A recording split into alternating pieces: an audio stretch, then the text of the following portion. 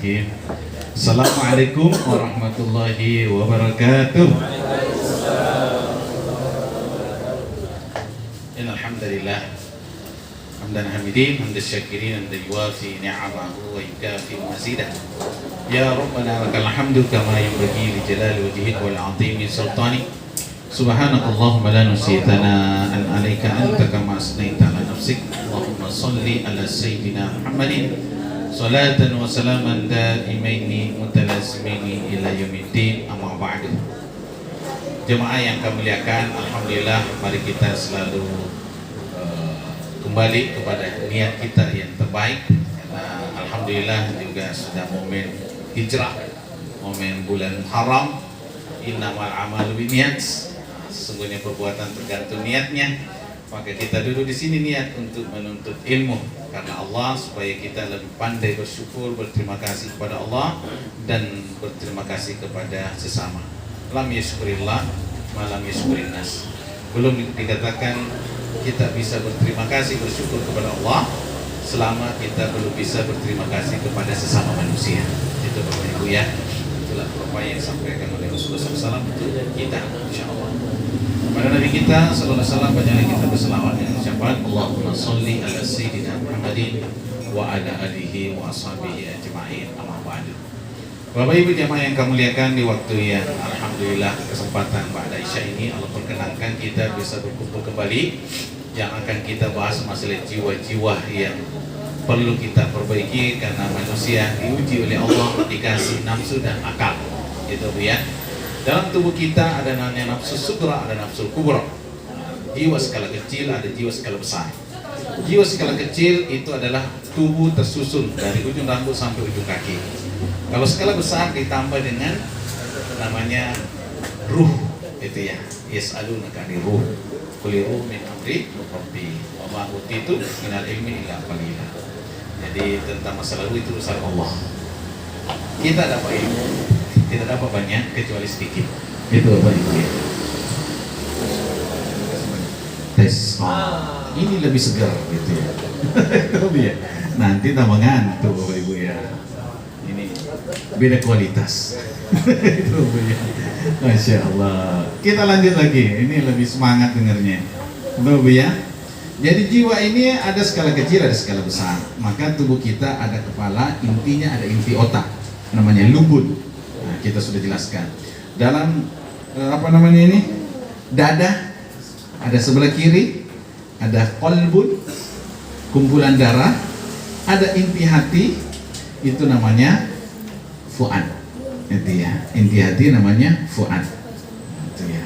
Itu yang tidak pernah bohong. Kemudian kita ke bawah namanya baton. Baton ini perut. Nah, inilah kumpulan penyakit yang dimana banyak mengatur kita di situ. Maka perlu ada pentazkiyah, di antaranya puasa, itu ya. Karena perut perlu dikosongkan. Ada masa kita kosongkan. Alhamdulillah kemarin bisa puasa Senin atau Tasu'an atau Asyura hari Selasa, itu ya umpamanya ya. Itu adalah salah satu untuk bagaimana menyeimbangkan hidup kita.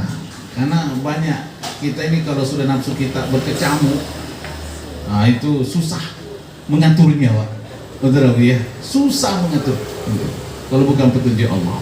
Seperti Nabi Yusuf alaihissalam. Nabi Yusuf berkeinginan juga melakukan maksiat, tapi Allah yang memberikan benteng. Itu ya. Benteng kita rapuh, itu ya. Maka perlu ada kekuatan amalan, mujahadah. Di antaranya puasa, kita nuntut ilmu, maka ada petunjuk dari Allah Subhanahu wa ta'ala. Bapak Ibu yang kami muliakan. Maka siapa yang lebih banyak condong ke perutnya, maka nafsunya lebih tinggi. Itu Pak ya. Jadi maka Ta'isa abdul batan wa abdul dinar. Rasulullah mengingatkan kita bahwa celakalah hamba perut, hamba rupiah, hamba dinar. Kalau orang sudah mengedepankan fulus, semuanya bisa jadi mulus, halal haram lewat. Itu dia. Karena lebih mengedepankan perut. Tidak mengenal Pak, mau kiai, mau siapapun. Kalau sudah urusannya duit, itu ada babi. Wah, parah Pak. Nah inilah perlu kita sebagai hamba Allah minta kekuatan dari Allah, tapi kita sendiri juga perlu latihan mujahadah. Itu Pak. Pada konsep tasawuf itu namanya takhalli, tahalli, tajalli. Takhalli itu adalah kosongkan maksiat kita, gitu ya. Tanggalkan, selalu bertaubat kepada Allah. Kita ini nggak ada kesempatan untuk berbuat dosa selagi ada nafsu, betul ya? Tapi kita bisa melakukan pensucian, kosongkan dulu. Perut perlu kosongkan, ada masa perlu kosongkan. Jangan makan terus Pak, nggak sehat, itu ya. Karena sumbernya penyakit di perut. Rasulullah SAW mengingatkan seperti itu. Maka kalau mau sehat, perutnya betul-betul di-manage, diperbaiki. Itu Ibu yang kemuliakan. Sudah itu tahalli. Apa itu tahalli? Amalkan, biasakan mengamalkan amal kebaikan. Itu ya, pembiasaan. Jadi amal-amal soleh itu perlu diamalkan. Masalah ikhlas itu belakangan. Itu Pak ya. Ke masjid itu belum tentu ikhlas. Itu Pak ya. Bersedekah, berinfak itu belum tentu ikhlas. Tapi pembiasaan ini perlu. Nanti muncul ikhlasnya. Perlu latihan. Namanya tahalli. Nanti akan muncul namanya tajalli. Tajalli itu penampakannya rasa cinta. Kalau Bapak sudah rasa cintanya ngaji di Telaga Biru Pak, walaupun jauh sampai di sini Pak. Alhamdulillah tuan rumah menyiapkan kita dengan berbagai varian Pak. Betul ya? Ya Allah, ini sebenarnya pengajian yang sangat mengenakkan buat dia. Jazakumullah khair Pak Haji. Semoga Allah selalu membalas kebaikan-kebaikan Pak Haji sampai kita iri gitu ya. Masya Allah. Itu ya. Karena sekarang ini pengajian yang sangat menarik. Saya pernah ditanya, Pak Ustadz, cara memakmurkan masjid bagaimana? Kita sudah banyak melihat contoh-contoh kayak masjid pemuda gitu ya di Sukabumi itu di mana itu Pak, Jawa Barat ya. Itu masjid pemuda itu HP-nya ada Pak, ngumpul di sekitar masjid Pak. Cara menarik gitu. Maka kami tak bilangin sama pengurus, Pak, jangan hanya diurus bangunan, tapi urus jamaahnya. Apa kebutuhan jamaahnya? Mangan. Itu Pak ya. Kalau sudah makan Pak, antrian itu banyak yang datang itu. Syaratnya sholat dulu baru makan. Itu Bapak ya. Masalah ikhlas atau tidak itu belakangan. Itu Bapak ya. Nah ini Pak, perlu ada gebrakan gitu ya. Jangan hanya di desa yang bangun masjid itu hanya sekedar casingnya, materialistiknya, tapi masyarakatnya terlibat pinjol. Betul Pak ya? Masyarakatnya terlibat dengan judi online. Itu ya. Maka masjid itu perlu ada wadah. Saya bertanya tadi di Pengadilan Tinggi Negeri Jambi, Pak Ustadz, bagaimana kita nih? Sekarang juga peminta-peminta sudah terorganisir. Bahkan mereka tidak selera bekerja. Mereka selalu meminta-minta. Gitu ya. Otaknya sudah terbentuk. Iya, Pak itu, Pak. Nah, bagaimana mengatas kita juga mau berbagi rasanya gimana itu? Nah, inilah salah satu solusi masjid sebagai fungsi. Orang kaya bisa menaruh duitnya di masjid, kemudian masjid itu akan memberikan wadah yang pinjol-pinjol itu anak yang mau sekolah dibayarkan. Nggak usah dikasih orang tuanya otaknya yang agak masih perlu diperbaiki, Pak. Langsung ke sekolahnya dibayarin. Itu lebih ya. Ini perlu solusi, tim, bukan kita disuruh Pak, kerjasama. Orang kaya ini semuanya datang. Maka itulah termasuk Masjid Muzalan itu viral juga di media sosial itu Pak. Sampai itu duit bisa berkumpul 9 M per bulan. 9 miliar Pak. Jamaahnya dijemput pakai Alphard Pak. Wah keren Pak. Jadi orang kaya itu dilibatkan, merasa diambil Pak, punya andil di situ, bukan disuruh Pak. Betul ya. Ini perlu kayaknya ada gebrakan ini Pak. Kita jangan hanya terfokus masjid kekurangan ini bangun WC. Itu Pak ya. Oh, ini lagi perlu lagi ganti catnya. Itu Pak ya. Masjid Joko Karian biasa Pak. Tapi kalau sholat subuh raminian. Itu Pak ya. Bapak boleh cek lagi itu ya sudah pernah ke sana. Itu Pak ya. Ini perlu ada fungsi, perlu ada kesadaran bersama, orang kaya bersama. Akhirnya menyalurkan duitnya itu enak, nggak ngasih itu yang di jalan-jalan. Yang di jalan-jalan masuk tarik ke masjid Pak. Biar nggak minta lagi Pak. Betul Pak ya. Baru di situ dikasih pengajian pelan-pelan sesuai dengan kemampuan otaknya Pak. ada ustadznya yang akan mendidik dia. Keren Pak. Nah kajian-kajian seperti ini juga luar biasa di Telaga Biru ini dari berbagai varian. Karena kita agak gimana risilah masuk ke masjid Pak. Kadang kita masuk ke masjid sudah isi diusir. Parah itu Pak. Itu mestinya besar lagi. Tapi kayak gimana itu Pak? Fungsi masjid tidak berfungsi sebenarnya. Itu tapi ya. Ya Pak, jangan tidur di masjid, Pak. Jangan tidur di sini. Jadi masjid itu seakan-akan kita tidak selero dibuatnya Pak. Betul tak ya? Masya Allah. Inilah perlu kita ada gebrakan kesadaran berjamaah. Betul tak ya? Pengurus masyarakat. Kalau insya Allah terbentuk itu orang kaya akan menyalurkan dirinya itu Pak. Betul tak ya? Banyak orang Jambi, banyak orang kaya Pak. Betul tak ya? Cuma belum terrealisasi dengan sentuhan-sentuhan gitu ya. Betul tak Pak Bu ya? Ayo sama-sama Pak Bu ya. Siap kita dukung bersama ini bagaimana ini pinjol ini parah Pak ini. Dan itu banyak guru honorer Pak. Itu yang terlibat Pak. Kemudian anak-anak mudanya anak sudah judi online lagi ya Allah parah Pak. Game itu kan ujungnya judi online itu. Itu ada Pak dia. Itu Pak Bu. Nah kalau kita sama-sama Pak, kalau nggak bersama-sama nggak mungkin terjadi. Itu Pak ya. Perlu kita sama-sama. Bisa nggak Pak? Bisa kalau ada niat, ada kekuatan mau jalankan, insya Allah. Itu Pak ya.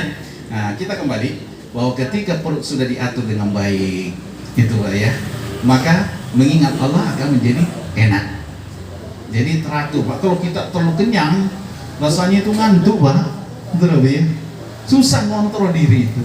Maka apalagi kalau benda tubuh kita dari sumber yang haram, itu ya, dari hasil wallahu a'lam, itu akan tumbuh daging yang haram, maka akan membuat kita susah taat kepada Allah. Maka itulah Alik Usdur, suatu ketika seorang koruptor naik ke tanah suci sumber haram, melontar di mana? Pas melontar batunya kembali ke jidatnya. Ada bisikan dari belakang, Pak sama-sama setan nggak boleh saling melempar. Wah keren juga itu orang baru. Sama-sama setan nggak boleh saling melempar. Itu Pak ya, sama-sama orang bejat gitu. Itu ya. Artinya itu sesuatu yang menyindir itu ya Pak. Untuk kita perbaiki gitu. Itu Pak ya. Saya pernah ceramah macam gitu Pak. Di satu nih, itu ustaz itu siapa itu? Agak tersinggung dia Pak. Dia instansi mana dia? Sudah siap mau saya dipindahin Pak. Alhamdulillah. Susah juga Pak, karena saya ini rakyat biasa gitu. Karena merasa tersinggung Pak. Kan saya nggak nyebut nama orang Pak, enggak. Saya hanya menyampaikan apa yang disampaikan Gus Dur. Itu ya, masa kan tersinggung Pak? Kan ada tulisannya. Itu ya. Masya Allah. Itu contoh-contoh ya.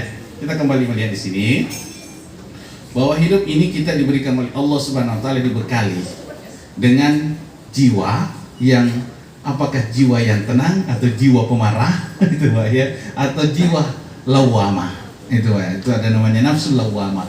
Ini ada variannya Pak, tergantung kita ini. Kalau jiwa pemarah yang memang tidak bisa mengontrolnya, lebih banyak sumber haram, akhirnya kita susah menerima kebenaran. Nauzubillah misalnya. Ini berat Pak. Tapi kalau jiwa lawamah, karena dia baik, karena tidak baik, tergantung lingkungannya dia berada di mana. Maka Allah bersumpah la uqsimu biyaumil qiyamah wa la uqsimu bin nafsi lawwamah. Ada kan surat Al-Qiyamah Pak Bu? Itu. Allah juga mewanti-wanti masalah ini karena bahaya Pak. Kadang dia baik, kadang dia tidak baik. Kalau berada di tempat baik nanti celaka dia Pak. Itu dia.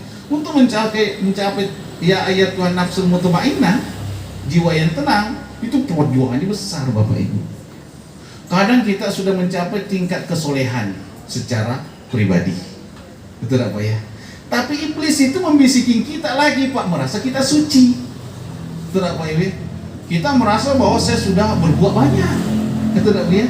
Kalau bukan saya nggak jadi itu, betul apa ya? Kadang muncul itu.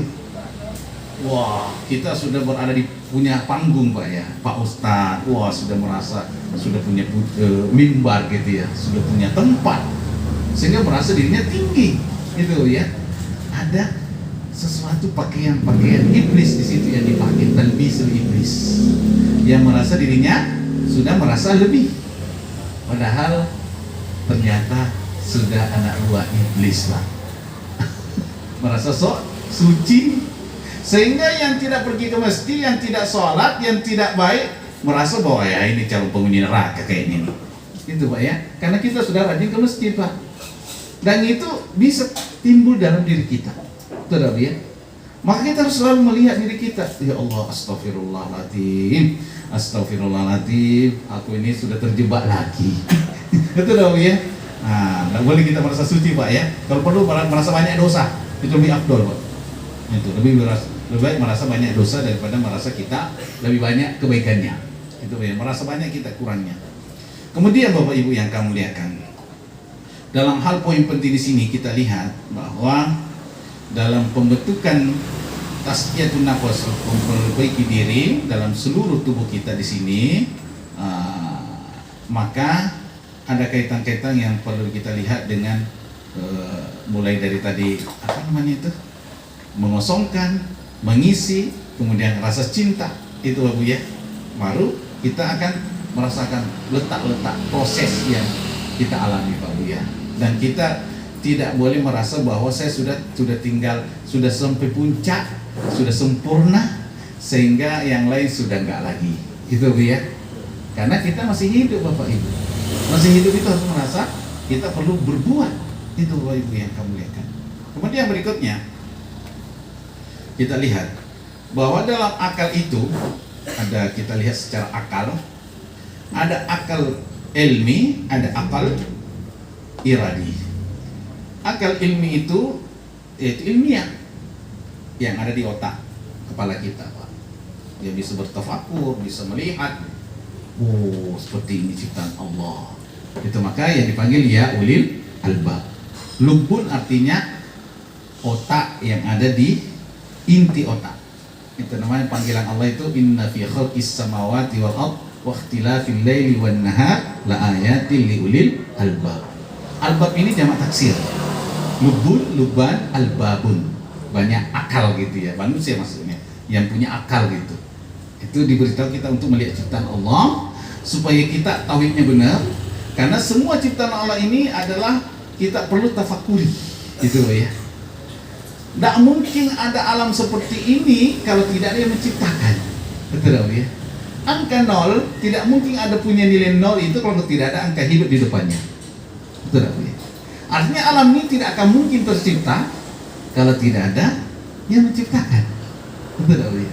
Itu secara akal ya. Ilmi, otak kita bisa menerima, paham.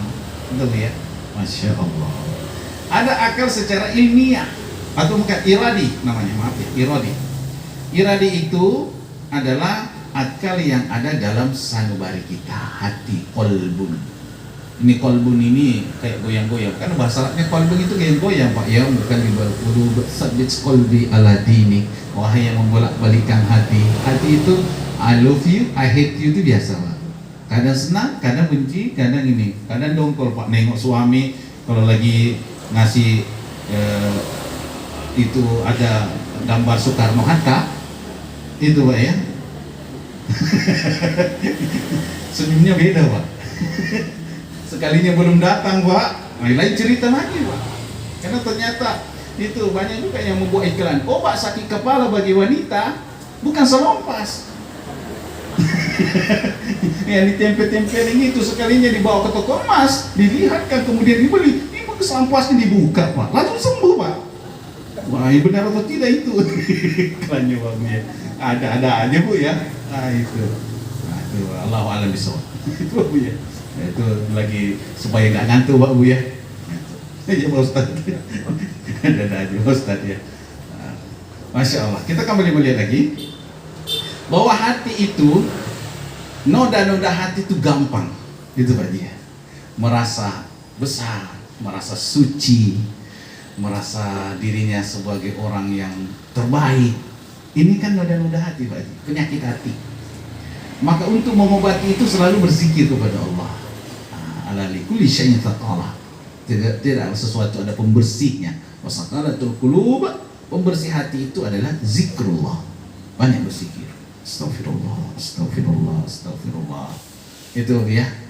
Kalau di jalan astagfirullah, astagfirullah. Kemudian diseling lagi Allahumma shalli ala sayyidina Muhammad, Allahumma shalli ala sayyidina Muhammad atau ala Muhammad, gitu ya.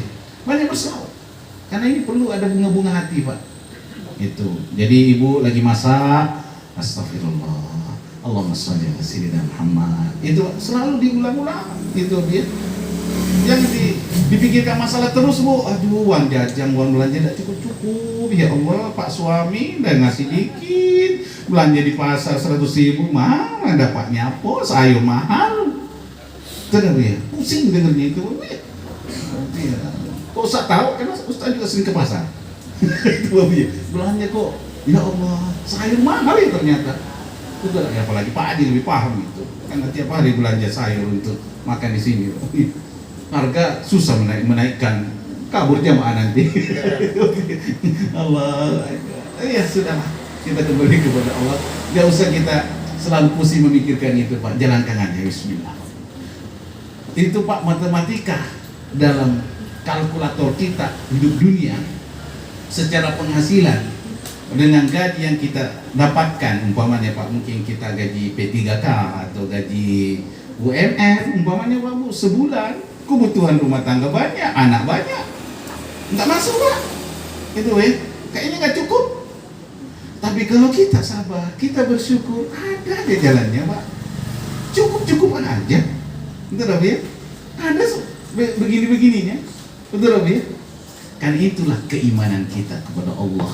Nggak mungkin Allah menciptakan hambanya kalau Allah tidak menyiapkan, memberikan jalannya untuk kita dapatkan, gitu ya. Karena Allah sudah menciptakan kita, nggak mungkin gagal produk. Ada nggak lahir di muka bumi gagal produk, Pak? Gagal produksi? Enggak, Pak. Semuanya Allah sudah desain, sudah ada rezekinya itu, Pak. Kalau rezekinya sudah nggak ada, meninggal, Pak. Contoh, rezekinya minum kopi, Pak. Pas setelah minum kopi, itulah rezeki terakhirnya, Pak. Selesailah tuh. Kalau tahu, Pak, aku udah minum kopi, nanti mati aku. Nggak ada yang tahu masalah ajal, Pak. Itu loh, ya. Jadi selagi masih hidup, masih ada jatah, Pak. Tidak usah pusing masalah itu, Pak. Nah, inilah daerah keimanan, qalbun. Daerah keimanan, masalah hati. Maka hati ini perlu selalu diperbaiki, berprasangka baik. Bagaimana supaya kita selalu berprasangka baik? Lihat dari kita banyak kekurangan. Ya Allah, minta juga sama Allah, ya Allah, jadikanlah hamba ini selalu berprasangka baik kepadamu dan kepada sesama. Maka Bapak Ibu, secara berprasangka baik, sibukkanlah diri kita kepada kekurangan kita. Jangan sama kurangnya orang lain, Pak. Nengok tuh, itu kita merasa suci nanti. Itu ya. Sibuklah terhadap diri sendiri. Kalau orang yang insya Allah baik, dia tidak akan sibuk mengurusi orang lain. Itu baik. Banyak kan orang suka ngurusin orang lain, selalu kepo. Nengok Facebook jalan-jalan, dia nggak jalan-jalan. Itu awal cikal bakal itu masuk anginnya istri, Pak. Itu ya, umpamanya itu pintu-pintu iblis masuk itu ketika melihat suaminya kayak gak istimewa gitu. Di teman Facebooknya liburan anak sekolah, banyak yang jalan-jalan. Karena di Facebook itu yang ditampilkan enak-enak galau, Pak. Foto, selfie, itu tadi ya. Ibu hanya sekedar mungkin masak di rumah, gini-gini, nggak diajak jalan-jalan, umpamanya suaminya. Muncul itu rasa capek, betul tadi ya. Rasa, kok orang lain kok enaknya, kok kita enggak ya. Itu Bapak ya. Ini pintu iblis masuk itu. Udah rasa mengeluh itu tuh. Maka memang Allah uji itu, Pak. Wanita itu diuji rasa syukurnya, Pak. Diuji. Itu Bapak ya. Tapi Pak suami juga harus sadar, gitu ya. Kemampuannya juga harus dilihat oleh Pak Bapak dan istri juga melihat. Ya alhamdulillah, sudah begini alhamdulillah. Itu Bu ya. Jangan Bu, kalau mau membuat suami supaya semangat, didoakan, diberi kata-kata yang baik. Suamiku idolaku, suamiku gantengku, suamiku, jangan suamiku jelek banget gitu ya. Jangan Pak, diprovokasi yang baik-baik terus. Masya Allah, abang ini kalau kerja Masya Allah, sumber halal, sumber rezekinya dari yang halal, insya Allah. Itu ya. Jangan bilang, bang kurang, tidak cukup. Itu membuat abang itu perasaannya antah berantah itu. Betul tak Pak Haji ya? Ini penting itu Bu, perlu dipahami Bu. Karena saya sebagai media penyampai Pak. Ustaz penyampai nih. Bu, apapun yang datang dari suami, bilang alhamdulillah ini rezeki yang halal. Itu ya. Karena memang berkah itu kalau dipegang istri, Pak. Insya Allah. Kasih istri ini deh. Ini. Kadang suami nggak tahu berapa sih. Karena pada nyimpan itu istri, Pak. Itu ya biasa pada umumnya, Pak ya. Nah ini deh. Itu. Tapi nggak boleh juga habis galo-galonya. Nggak ada lagi pegangan suami. Itu akan membuat G. Ternyata menurut Dr. Aisyah Dahlan, bahwa seorang suami yang tidak punya kekuatan finansial, duitnya dipegang sama istrinya galau, itu akan membuat suaminya cikal bakal akan menjadi penyuka sesama jenis. Bahaya juga, Pak, Bu. Karena nanti kalau keluar kan perlu beli minyak, betul ya? Di jalan kempes ban mobilnya, betul ya? Harus ada juga dia pegang, tapi jangan dipegang galau, Pak, nggak dikasih sama istri, betul ya? Perlu, Pak, keseimbangan, betul ya? Masya Allah. Suami, istri itu memang kata kuncinya itu harus megang duit, gitu, Pak. Betul, Bu? Jangan ada dusta yang kita, walaupun nggak dibelanjain, betul ya. Pokoknya harus ada duit, Pak. Betul nggak, Pak? Nah, Pak, Bu, ini ibu-ibu ini, Bu, ya betul nggak, Bu ya? Ini belum malu, Bu, tapi benar itu. Memang harus pegang duit, Pak. Masalah banyak tidak, pokoknya harus pegang duit.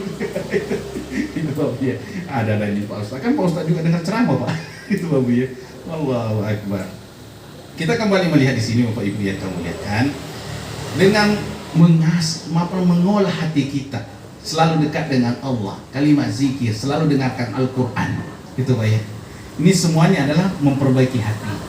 Maka Bapak Ibu, kalau kita sering dengar musik, itu akan membuka hati kita terkunci, Pak. Itu ya. Maka biasakan, walaupun kita kadang-kadang nggak bisa menghindari, Pak, pergi ke pesta, Pak, musik galau, Pak.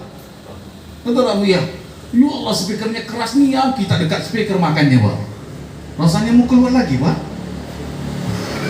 Astagfirullah. Sampai Ustaz Abdul Somad itu pernah juga itu cara saya dengan ceramahnya. Pak Ustaz, saya undang kok nggak datang, Pak Ustaz? Kenapa? Alhamdulillah sudah. Ternyata Ustaz bilang, Ustaz Abdul Somad, kenapa saya nggak datang? Karena di situ acara yang banyak musik-musiknya, acara yang haram. Anda undang saya masuk ke situ. Serba salah sebenarnya, Pak. Ditiadakan, kacau juga, Pak. Itu ya, karena usulan-usulan dari berbagai keluarga, Pak. Oh, harus ada itu. Organ tunggal, mau tidak tunggal, mau itu, ya. Contoh-contoh, Pak Bu ya. Yang paling parah, Pak, sudah tua naik menyanyi di situ, Pak. Yang dilakukan janda itu lagi, Pak. Wah, malu, Pak. Nyawer lagi, Pak. Akhirnya istrinya datang naik ke atas, tarik telinganya, Pak. Ini korban film kita ini, Pak. Itu Bapak Ibu ya. Astagfirullahaladzim. Itu ya. Nah, inilah termasuk yang membutakan hati, Pak. Ini ya, Pak. Ustaz sambil jalan menceritakan kadang-kadang kita, Pak. Ya kan kecuali memperbaiki diri. Maka apa yang membuat kita ini lemah untuk semangat dalam beribadah? Karena maksiat-maksiat yang kita lakukan, hati yang selalu terkunci dengan berbagai yang menghalangi kita mengingat Allah, maka semangat untuk beribadah itu kurang. Maka Bapak Ibu mau lihat sinyal iman itu, lihat diri kita. Kalau lemah beribadah berarti maksiat lagi bermasalah banyak. Kita susah bangun sholat tahajud berarti maksiat lagi banyak dikerjain hari itu, Pak. Ayo, Pak, introspeksi diri kita, Pak. Karena kita pas bangun 3:30, 3:30, palingan bangun kencing doang. Gitu ya. Sudah itu tidur lagi. Astagfirullahaladzim. Tapi kalau orang yang kuat, bangun minimal lah, Pak. Bangun jam 4, karena sekarang subuhnya juga hampir jam 5. Terus ya masih ada kesempatan tahajud. Mandi. Itu Pak ya. Minum air hangat, air putih, bisa, Pak. Itu lebih bagus itu pas bangun, belum gosok gigi, minum, Pak. Nanti sekip perut, Pak, keluar dia. Baru mandi, wuih, seger-beger, Pak. Jangan pas mau asam baru bangun, Pak. Kebelet. Ya Allah, goyang-goyang itu kaki dibuat itu kalau sholat subuh. Yang dibaca di Pelami Tanzil, Pak, panjanian. Dramatis, Pak ya. Ayo, siapa tahu pernah merasakan, Pak. Pak imamnya ini lambat. Iya, lambat ya, Pak. Bagaimana Pak Ustaz kalau macam begitu, Pak Ustaz? Kalau sudah nggak tahan Pak, putusin aja Pak. Daripada bapak yang korban, itu sudah sakit perut, mencret lagi Pak. Itu ada bapak ya. Kan sudah nggak ada konsentrasi, kelucuan sudah hilang gitu bapak ya. Itu ada bapak ya. Nah itu Pak, karena ujiannya subuh itu adalah sakit perut. Itu Pak. Tapi biasanya kalau kita sudah minum air hangat, gitu ya, air putih, itu bagus banget Pak. Kan perlu sehat Pak. Kita harus waktu jatah mengeluarkan itu memang waktu itu yang terbaik. Itu ya. Sudah itu kita mandi, sholat tahajud secukupnya, itu Pak ya. Semampu kita, itu ya. Minta sama Allah. Kita ini masih orang biasa Pak. Gitu ya. Pas masuk subuh, alhamdulillah sudah seger bugar perasaan. Itu Bapak ya. Masya Allah, Bapak sudah merasakan semua insya Allah. Itu Bapak ya. Nah, jadi membuat kita lowbat iman dengan powerful baterainya. Kalau kita banyak beristighfar, banyak berselawat, banyak kita meninggalkan maksiat, maka powerfulnya iman itu enak, kuat dia. Maka kalau diajak ngaji, ayo. Tapi kalau lagi lobet, diajak, tak mau. Gitu ya. Ya Allah, rasanya aku tidak semangat. Gitu ya. Karena merasa itu loh Bapak Bu. Iman itu yazidu wa yanqus. Yazidu wa yanqus, bertambah, berkurang. Gitu ya. Cara menyemangati diri kita, nengok Pak, hari ini hamba ini melihat Pak, kabar duka banyak Pak dari teman-teman, dari grup WA senasional ini. Bahkan tadi saya pengajian di Wila Kenali Pak, ada juga yang meninggal gitu Pak, ada 7 harinya. Di bulan ini termasuk banyak yang mati Pak. Itu Pak ya. Teman saya masih muda Pak, sudah ya Allah, sama-sama ini dapat kabarnya, aku tidak nyangka beliau meninggal. Kami sama-sama kemarin, beliau ya, sudah dipanggil lagi oleh Allah. Umur sudah baru 48. Jadi katakan tua belum Pak. Kalau tua sudah 70-80 aja. Tapi memang yang paling rawan matinya itu 63 ke bawah Pak. Jadi tolong siap-siap lah yang di atas 30, 40, 50, 55 sampai 63 Pak. Di sini banyak kayaknya Pak ini. Tetapi ya itu lampu merah itu Pak. Bukan lampu kuning Pak, lampu merah. Banyak selesainya. Karena tanda-tanda kecil hari kiamat bagi umat Rasulullah, banyak yang mati mendadak. Itu Pak ya. Banyak yang mati mendadak. Apalagi sering diprovokasi oleh orang rumah. Dibuat masalah ekonomi. Bang, ya Allah, ekonomi lagi susah Bang, duit abang sedikit. Ya Allah, cuman kita ini hidup Bang. Itu yang diulang-ulang kosakata itu. Kesalahan abang ditambah-tambah terus ini. Itu cepat mati tuh abangnya itu. Jadi jurus mempercepat kematian suami, teror terus tiap hari. Ayo, mau praktekin Bu, sepekan bedi teror, gitu nanti tuh apa namanya itu imunnya itu turun itu Pak. Wajahnya mulai pucat gitu Pak. Semangatnya makan udah berkurang. Nah, itu. Jadi saya ngajarin aja Ibu, cepat jurus mempercepat kematian suami, teror dia. Mau Bu? Astagfirullahaladzim. Itu ya, bukan itu diamalkan Bu ya supaya tahu gitu. Itu dah ya. Karena suami itu nggak ngomong. Tapi di sini tengkunya itu kaku itu tuh, perlu dibekam itu. Kaku di sini. Itu Bapak ya. Nah, kalau istri itu kenapa awet hidupnya rata-rata secara penelitian itu wanita lebih kuat. Bukan itu makhluk lemah itu enggak. Wanita itu lebih kuat karena kalau ada masalah diceplos-ceplosin. Nah, sudah. Itu Pak, memang begitu lah Pak ya. Kalau suami enggak. Itu dia dipendam. Enggak baik itu kalau dipendam Pak. Itu ya. Nanti kalau Bapak ninju sana ninju sini kan hancur rumah Pak. Itu Bapak ya, makanya ditahan, maka jadi penyakit. Itu Bapak ya. Makanya ibu suaminya dukung dia, semangatin dia, abang insya Allah dapat pekerjaan yang terbaik, dapat rezeki yang halal, insya Allah saya doakan Pak. Karena termasuk doa yang mustajab itu ada wanita sekitar kita. Siapa yang doa mustajab? Ibu. Itu Pak ya. Ibu itu doanya mustajab kepada anaknya. Siapa lagi? Istri doa kepada suaminya. Itu ya, doakan suaminya Bu. Jangan prasangka buruk, suamiku kayaknya cari lagi yang lain. Dapat dia itu. Karena ibu sudah mengarahkan ke sana. Sinyalnya sudah lari ke situ. Kalau ibu sudah halangi, nggak bisa dia. Itu loh ya. Maka terkunci dia, Pak. Tapi kalau sudah membuka sinyal di situ, ya niat itu. Itu Bu ya. Maka ya Allah, semoga suamiku tambah sayang sama saya, semakin tua tambah sayang. Itu Bu ya. Itu Pak, didoakan karena doa makbul itu doa istri. Siapa lagi Pak perempuan yang mustajab doanya? Yaitu anak perempuan kita mendoakan kepada ayahandanya. Itu Bu ya. Beruntunglah kalau kita punya anak perempuan. Siapa lagi? Saudara perempuan, saudari perempuan. Orang hebat itu Pak Bu.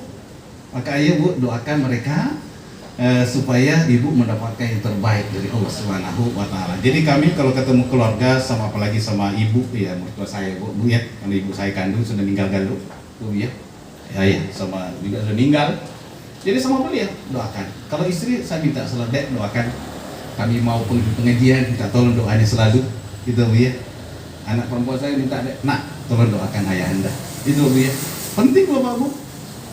Insya Allah lancar Pak. Itu ya. Maka perlu kita ada pembiasaan. Gitu Bu ya. Masya Allah. Kita lalu pengajian. Kita ini sebentar lagi buka tanya jawab. Itu Bu ya. Jadi ayo Bapak Ibu, sinyal iman kita ini kadang lagi bermasalah. Maka cara mengatasinya adalah dekatin orang yang punya semangat. Betul Bu ya. Hamba ini pernah hidup di asrama. Sama-sama penuntut ilmu. Sama-sama santri. Ternyata dampak baiknya banyak. Karena di asrama itu macam-macam orang. Jadi ada yang rajin tahajud, ada yang rajin belajar. Kami dapatkan seperti itu. Ada juga yang rajin tidur. Ada Pak.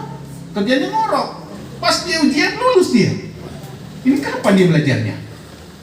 Jadi jangan ikuti orang macam-macam dia sembarangan Pak ya. Bervariasi orang Pak. Beda-beda kemampuan. Kami Pak, kalau hamba ini, Ustaz, di mana posisinya? Saya menggunakan waktu aja. Kalau memang waktu capek, istirahat saya tidur. Kadang-kadang juga kawan, ini Umar, kok kamu bisa lulus? Saya lihat kalau saya belajar, kamu tidur. Ya kan, kita kan melihat postur tubuh, kekuatan. Ada teman saya Pak Bu, orang Filipina, hampir dalam 24 jam itu nggak tidur, belajar terus Pak. Pas ujian, error Pak. Nggak lulus Pak. Udah kecapean. Bahaya juga itu Pak. Jangan dipaksa itu tubuh, jangan. Itu ya. Ada produktivitas kita ada. Maka ada namanya tidur waktu malam jam 10 umpamanya Pak ya. Kita bangun 2/3 malam atau sebelum subuh. Itu bagus kan? Ada waktu sebelum zuhur atau setelah zuhur, namanya tidur sedikit, kailulah. Itu ya. Dan itu sangat produktif Pak. Jangan kelamaan. Kelamaan juga error Pak. Sebentar aja tidurnya, produktif itu otak itu. Itu ya. Jangan dipaksa Pak. Jadi hamba ini tipenya itu, nggak suka memaksa, semampu-mampunya lah. Itu ya. Menghafal Quran itu seperti itu Pak. Harus pembiasaan. Cara menghafal Quran kami perhatikan kepada anak. Kalau anak perempuan dia memang dia seperti harus betul-betul menghafal. Kalau anak laki-laki saya suruh baca doang terus. Saya suruh baca Pak. Baca terus, baca. Pokoknya 5 waktu kalau lagi kami bersama dia. 5 waktu saya, ayo nak, baca lagi. Sampai 4 juz Pak. Pas ujian, dia yang terbaik. Dek, Said, yang biasa bawa ini sekarang tidur Pak. Kamu kok bisa? Selesai itu, perasaan kan baca doang. Tapi namanya membaca, kayak baca surah Yasin. Betul kan ada kelompok Yasinan kan? Ibu itu terus baca sepanjang tahun. Itu hafal itu. Betul Bu ya? Artinya kalau mau menghafal Quran, rajin-rajinlah bersama Al-Quran membaca Quran. Hafal itu Pak. Cuma kita ini banyaknya buka HP Pak. Dan bangun tidur lagi. Itu yang dihafal Pak. Itu ya Allahu Akbar. Jadi cara supaya menyemangati diri kita adalah berkumpul sama orang yang semangat lagi. Kemudian doa memang tidak boleh diindahkan. Minta sama Allah memberikan kekuatan untuk kekuatan iman. Kemudian sebisa mungkin jauhi maksiat. Itu dia. Kan membuat lobet iman kita. Maka Bapak Ibu kalau lobet lagi iman kita, cepat-cepatlah bersegera untuk tinggalkan maksiat kita, kebiasaan yang buruk itu. Cepat-cepat tobat sama Allah. Karena kita ini ada masa kita ini ya Allah, bagi kita ini berada dalam persimpangan, berada ke kanan atau kiri. Betul loh ya. Karena kita berada di masa error Pak. Itu loh perlu ada kawan. Dia mengingatkan. Itu Pak ya. Ada masa itu Pak Ustadz, betul tidak Pak Ustadz? Ada kita masa itu. Maka perlu ada pendukung, faktor pendukung. Maka sahabat Nabi itu juga seperti itu. Ya Rasulullah, ketika aku bertemu dengan engkau, aku semangat, aku ingat akhirat. Ya Allah, aku dekat dengan Allah. Tapi ketika aku meninggalkan engkau ya Rasulullah, lupa lagi. Betul Nabi. Nah, maka perlu ada keseimbangan di sini Bapak Ibu yang kita muliakan. Seperti itu mungkin kajian kita, insya Allah kita lanjutkan lagi daripada kajian jiwa ini. Kami kembalikan kepada Bapak.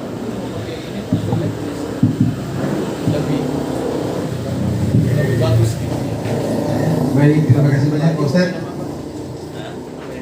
Jadi